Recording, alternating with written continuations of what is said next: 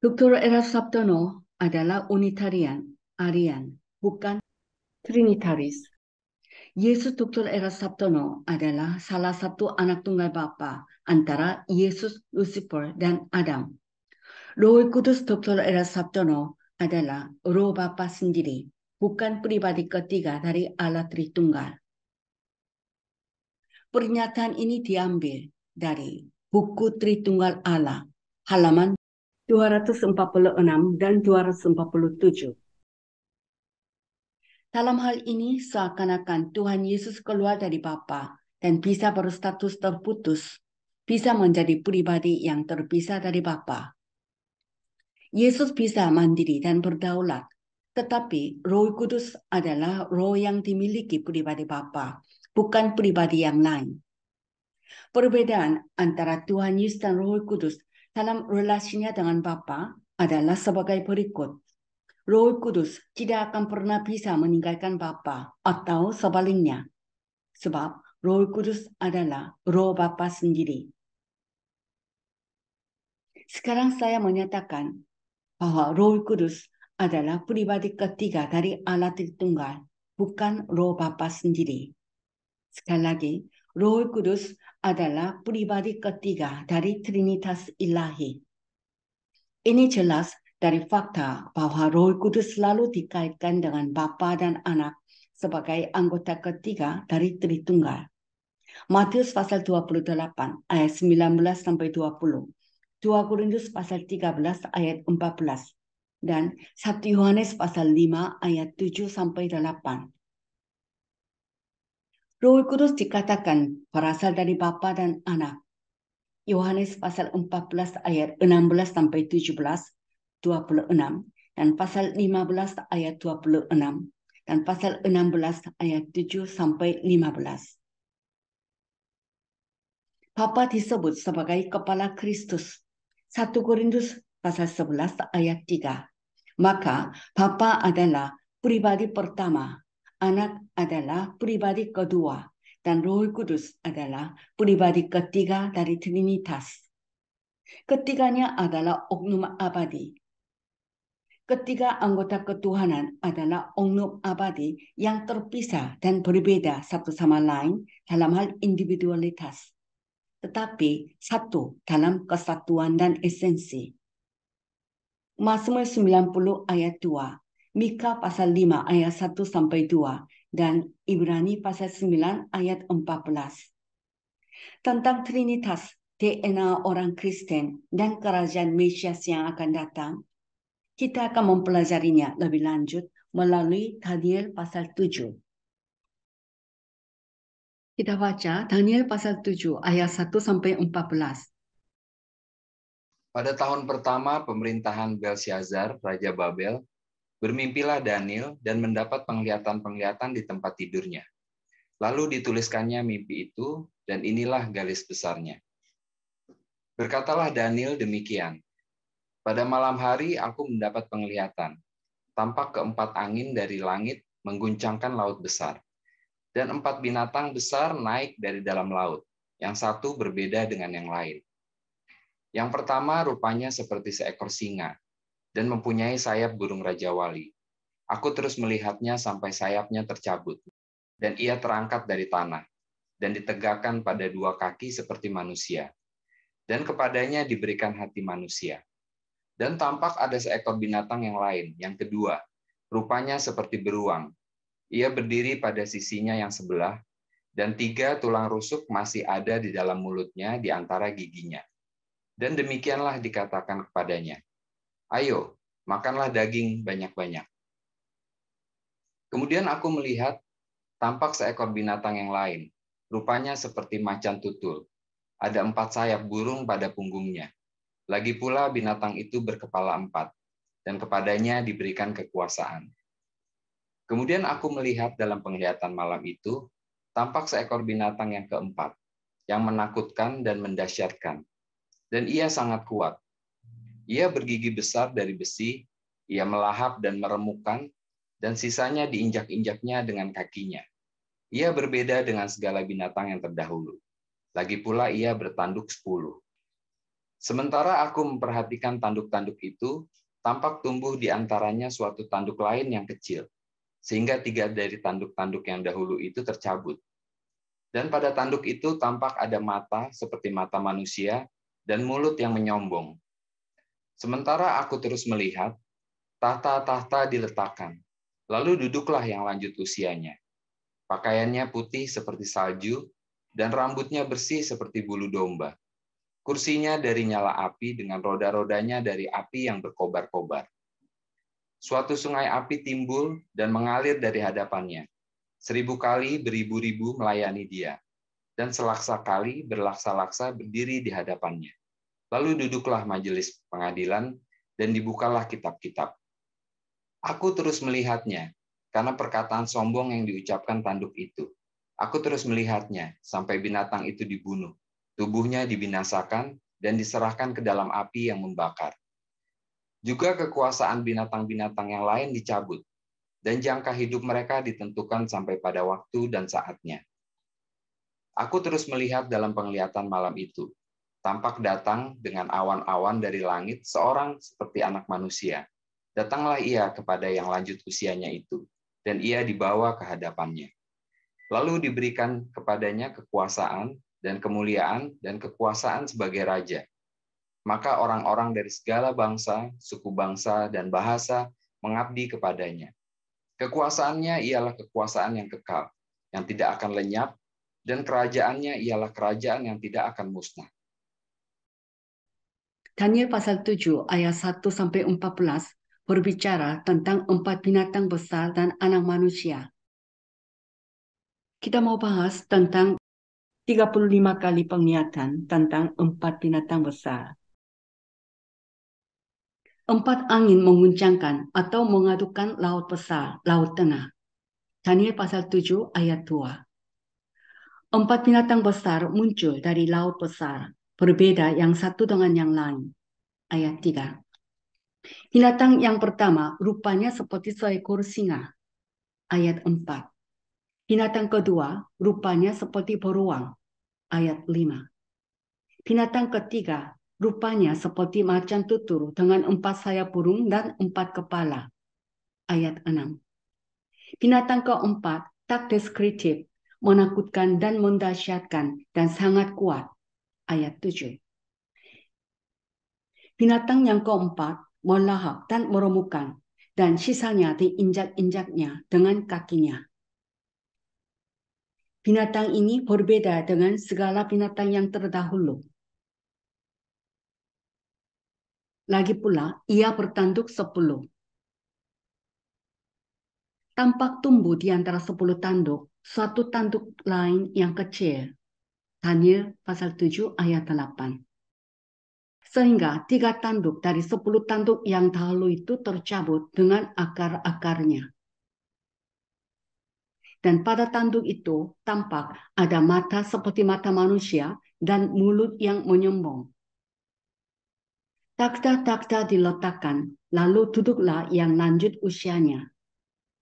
Ayat 9. Pakaiannya putih seperti salju.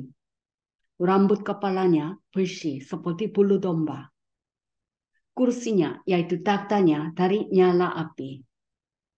Roda-roda takhtanya dari api yang berkobar-kobar. Suatu sungai api timbul dan mengalir dari hadapannya. Daniel pasal 7 ayat 10. 1000 kali beribu-ribu melayani, yaitu membantu hakim yang lanjut usianya dalam menghakimi. Dan selaksa kali berlaksa-laksa berdiri di hadapan hakim untuk diadili. Duduklah majelis pengadilan, yaitu hakim. Dibukalah kitab-kitab. Tanduk kecil itu mengucapkan perkataan sombong. Binatang itu, yaitu antikristus, akhirnya dibunuh. Daniel pasal 7 ayat 11. Tubuhnya dibinasakan dan diserahkan ke dalam api yang membakar, yaitu lautan api dan belerang. Kekuasaan binatang-binatang yang lain dicabut. Daniel pasal 7 ayat 12. Sebelum binatang-binatang dihancurkan, kekuasaan mereka bertahan sebentar. Anak manusia datang dengan awan-awan dari langit, yaitu kedatangan Kristus yang kedua. Datanglah anak manusia kepada yang lanjut usianya. Anak manusia dibawa ke hadapan yang lanjut usianya. Anak manusia diberikan kekuasaan dan kemuliaan dan kerajaan yang terdiri dari orang-orang jasmani dari semua suku bangsa, agar mereka menjadi umat Mesias untuk selama-lamanya. Bahwa semua bangsa harus mengabdi, yaitu melayani anak manusia. Kekuasaannya ialah kekuasaan yang kekal, yang tidak akan lenyap. Dan kerajaannya adalah kerajaan yang tidak akan musnah. Daniel pasal 7 ayat 14. Sekarang kita mau bahas 15 fakta tentang Allah dan penghakiman. Daniel pasal 7 ayat 9. Penghakiman ini adalah penghakiman atas bangsa-bangsa yang akan terjadi di bumi sebelum masa kerajaan 1000 tahun. Sedangkan penghakiman takhta putih dalam Wahyu pasal 20 ayat 11-15 akan terjadi di planet Heaven setelah kerajaan 1000 tahun. Takhta-takhta penghakiman diletakkan atau ditetapkan. Daniel pasal 7 ayat 9.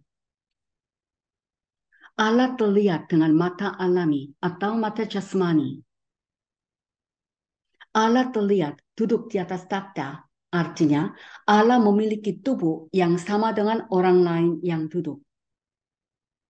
Allah memakai pakaian seperti orang lain. Pakaian Allah dalam takhta penghakiman berwarna putih seperti salju. Allah memiliki kepala seperti orang lain. Allah memiliki rambut di kepalanya. Warna rambut Allah putih seperti bulu domba yang murni. Ayat 9.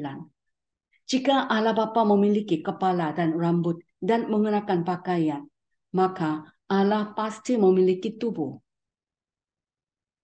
Takhta Allah seperti nyala api.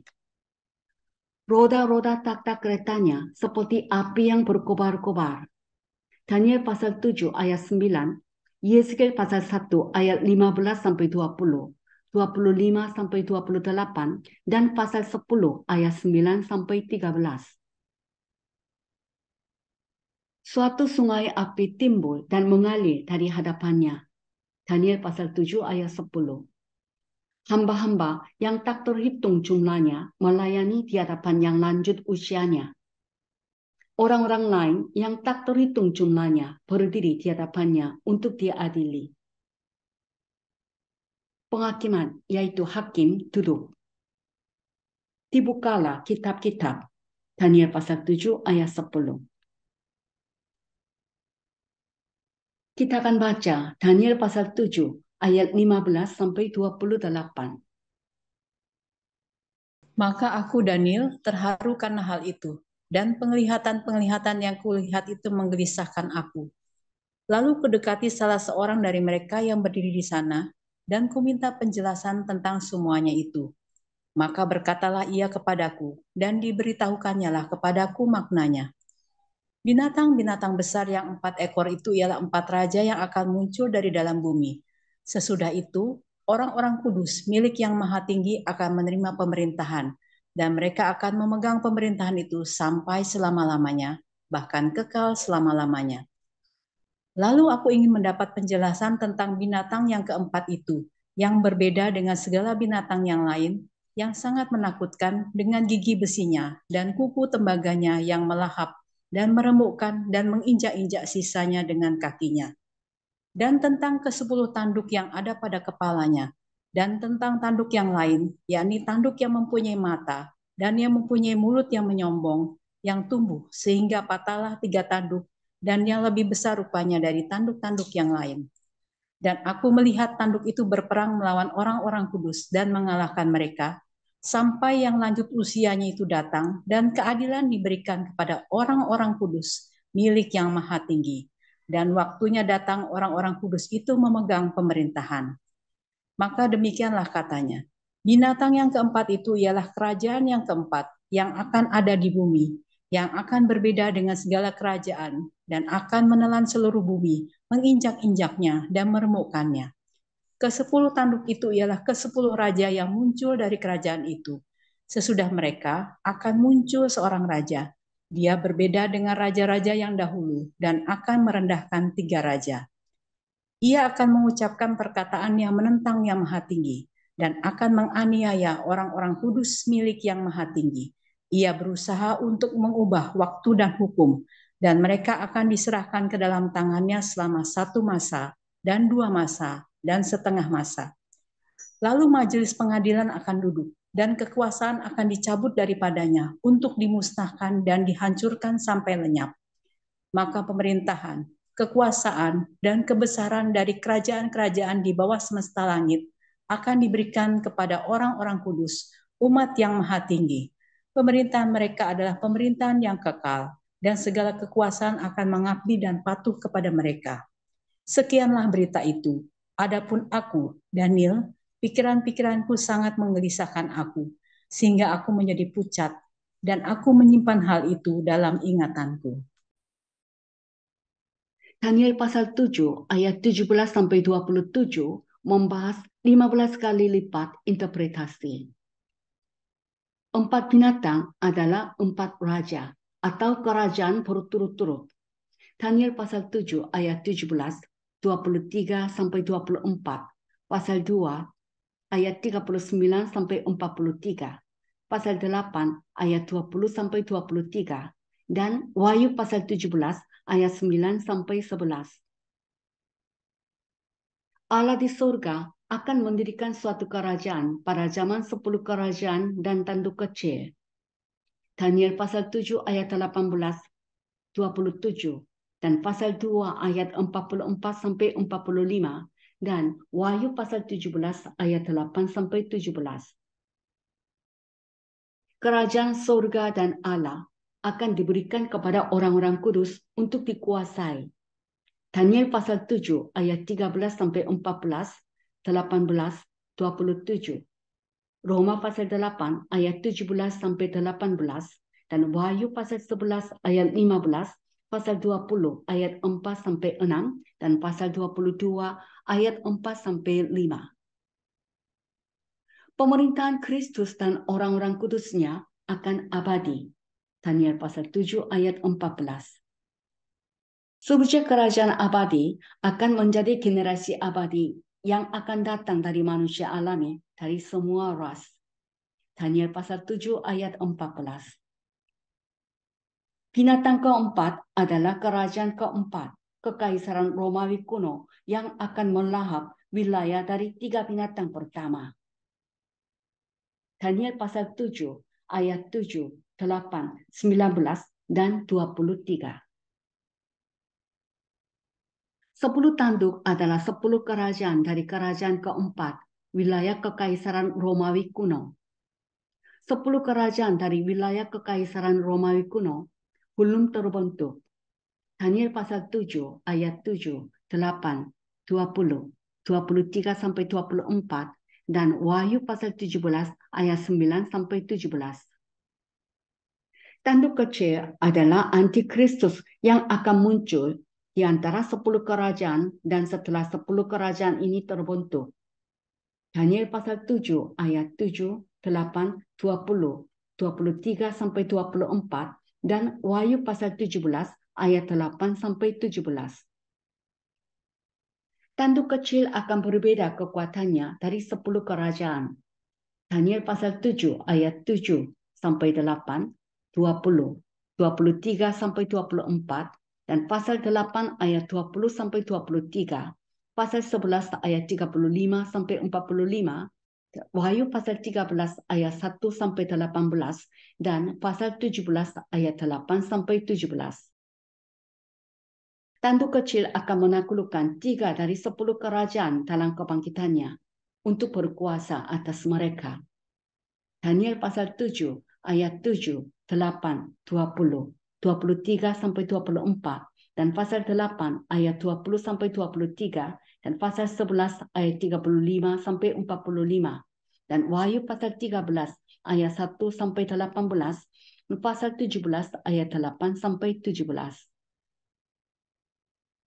Tanduk kecil itu akan mengucapkan hal-hal yang menyombongkan, menghujat. Tanduk kecil akan berperang melawan orang-orang kudus. Daniel pasal 7 ayat 21, 25, pasal 8 ayat 23 sampai 25, pasal 9 ayat 27, pasal 11 ayat 35 sampai 45, dan pasal 12 ayat 7. Tanduk kecil akan menang melawan orang-orang kudus, yaitu bangsa Israel, hingga terjadi 3 hal. 1. Hingga yang lanjut usianya datang ke bumi bersama Kristus pada kedatangan kedua untuk mengalahkan dan menghancurkan tanduk kecil. Daniel pasal 7 ayat 21 sampai 22, 26 sampai 27, pasal 8 ayat 23 sampai 25, pasal 9 ayat 27, pasal 11 ayat 40 sampai 45, dan pasal 12 ayat 7. 2. Hingga penghakiman atau pembenaran diberikan kepada orang-orang kudus. Daniel pasal 7 ayat 22, 1 Korintus pasal 6 ayat 2. 3. Hingga waktu orang-orang kudus memiliki kerajaan. Daniel pasal 7 ayat 18, 22, 27. Lukas pasal 22 ayat 30. Dan Wahyu pasal 11 ayat 15. Tanduk kecil akan mengubah waktu dan hukum 3,5 tahun lamanya. Daniel pasal 7 ayat 25, pasal 12 ayat 7, dan Wahyu pasal 13 ayat 5. Tanduk kecil akan menemui ajalnya ketika yang lanjut usianya datang dan penghakiman diadakan. Daniel pasal 7 ayat 26, pasal 8 ayat 25, pasal 9 ayat 27, pasal 11 ayat 40 sampai 45, pasal 12 ayat 7, dan Wahyu pasal 19 ayat 11 sampai 21. Kerajaan tanduk kecil dan semua kerajaan dunia lainnya akan diberikan kepada Allah, Kristus, dan orang-orang kudus milik yang maha tinggi untuk menjadi kerajaan Allah di bumi selamanya. Daniel pasal 7 ayat 13 sampai 14, 18, 27, Daniel pasal 2 ayat 44 sampai 45, Wahyu pasal 19 ayat 11 sampai 21, pasal 20 ayat 1 sampai 10, dan Zakaria pasal 14. Haleluya. Kita ucapkan doa di bawah perlindungan darah Yesus. Dalam nama Yesus dan darah Yesus Kristus, saya membubuhkan darah Yesus pada situasi dan masalah ini. Dalam nama Yesus dan darah Yesus Kristus, saya memercikan darah Yesus di rumah saya. Dalam nama Yesus dan darah Yesus Kristus, saya membubuhkan iblis dengan darah Yesus. Saya nyatakan bahwa roh-roh jahat telah menjadi tidak berdaya. Doa dekret, maklumat. Esther pasal 8 ayat 8. Dalam nama Yesus dan darah Yesus Kristus, biarlah roh ketidakpercayaan, roh kecemasan, roh frustrasi, roh keputusasaan, roh penyakit, dan roh kemiskinan yang bekerja pada saya dan anak-anak saya diikat dan pergi. Dalam nama Yesus dan darah Yesus Kristus, biarlah roh ketidakpercayaan, roh penyembahan berhala, roh perpecahan, roh keputusasaan, roh gagal, roh depresi, roh kemiskinan, roh setan yang bekerja di gereja kita dan di Indonesia diikat dan pergi.